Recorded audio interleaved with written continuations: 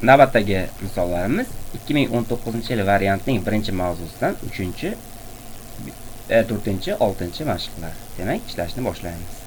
Demak, 4-chi mashqimizdan boshlaymiz. Ya'ni 4-chi test. Hop, 25 ning 13-chisi qo'shuv, 16 ni 127-chisi qo'shuv, 27 ni yig'indi qanday raqam bilan tugaydi? Demak, birinchi holat. 25 ning 13-chisi. Biz bilamizki, oxiri 5 bilan tugagan sonlarning har qanday darajasi 5 raqami bilan tugaydi. Ikkinchi holat. 16 ni 127-darajasi. Bunda ham xuddi shunday, ya'ni oxiri 6 bilan tugagan sonlarning har qanday darajasi 6 raqami bilan tugaydi. Uchinchi holat. Endi shu yig'indini qo'shib chiqamiz. 5 qo'shuv 6 qo'shuv 27. Demak, bundan ko'rinib turibdiki, mana bu ikki sonni yig'indisi oxiri 1 raqam bilan tugaydi. 1 qo'shuv 28. Ya, uzr, bu joyda ozgina anglashmovchilik bo'lib ketib qoldi. 27 barobar qandaydir 8 raqam bilan tugaydi. Demak, javobimiz B javob. Navbatdagi testimizga o'tamiz, ya'ni 5-chi test. Bu testimizda A, B, A. Son 7 ga qoldiqsiz bo'linadi. Ya'ni A va B sonlar raqamlar yig'indisi 7 ga qoldiqsiz bo'linar ekan. A qo'shuv B qoldiqsiz bo'linadi 7 ga.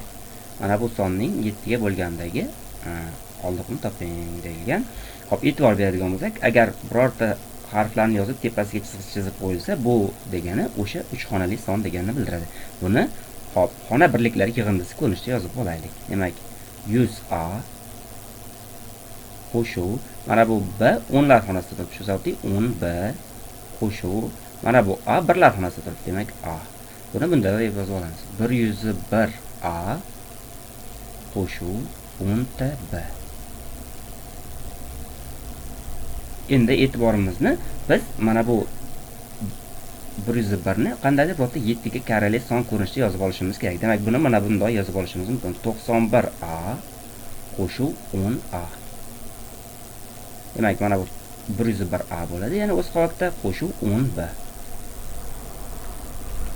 Demak, bundan ko'rinib turibki, 91A qo'shuv 10 ni qasam tashqariga chiqarib yuborsak, A qo'shuv B. Mana bu ifodamiz o'zi 7 ga karrali edi. Ya'ni A qo'shuv B 7 ga karrali. 7 ga karrali.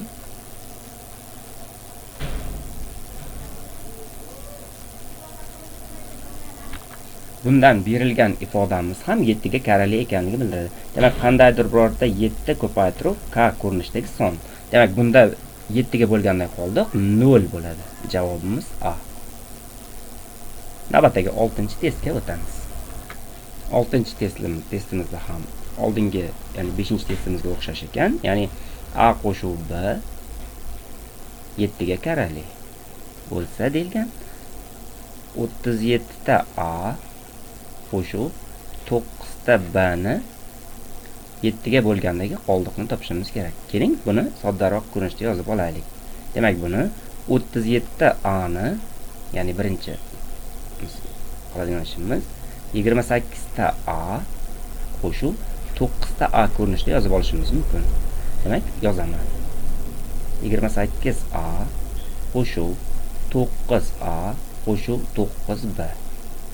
Demak, bu joydan mana bu ifodamiz 7 ga bo'linadi. Mana bu qismini soddalashtirib olaylik. Demak, 28 A qo'shuv 9 A qo'shuv B. E'tibor bersak, bu ifodamiz ham 7 ga karrali, mana bu ifodamiz ham 7 ga karrali. Demak, ikkita 7 ga karrali sonning yig'indisi ham 7 ga karrali bo'ladi. Ya'ni qandaydir 7m ko'rinishida yozish mumkin. Demak, buni 7 ga bo'lganimizda qoldi 0. Qoldiq 0. Demak, bizda javob C javob.